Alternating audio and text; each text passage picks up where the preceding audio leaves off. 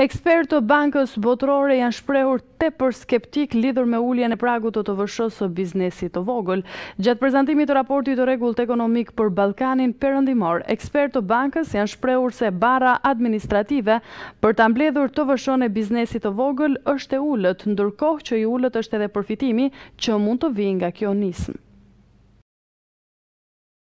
Ekspertët e Bankës Botërore japin qëndrimin e tyre në lidhje me uljen e pragut të TVSH-s së biznesit të vogël nga 5 në 2 milion lekë. Banka Botërore e konsideron barë të lartë për administratën mbledhjen e kësaj takse, çka sipas tyre do të sjellë ulje të vëmendjes ndaj biznesit të madh. Ndërkohë që efektet në buxhet nga kjo taksë do të jenë të ulta. Të pyetur mbi efektet që do të sjellë vendosja e TVSH-s tek bizneset e vogla, ekspertët thanë se nuk ka ende një vlerësim për këtë ndikim. Ata ndërkohë rekomanduan qeverinë që të forcojë menaxhimin PPP për të ulur rreziqet fiskale. Ekonomistja e Bankës Botërore, Hilda Shiaku, është shprehur se nuk ka asnjë vlerësim se çfarë efekti do të ketë TVSH-ja tek biznesi i vogël, por që do të monitorohet. Rritja e barës administrative për organet e taksave për ne nuk kupton më pak kohë dhe mundësi për të marrë me taksapaguesit më të mëdhenj, me ata që realisht afektojnë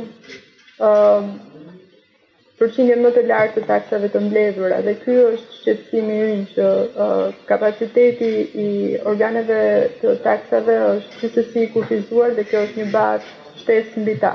Në Shqipëri, jo të gjitha aktivitetet kanë rezultuar të suksesshme dhe nga eksperienca ne mund të filtrojmë një sër rreziqesh që mund të përsëriten.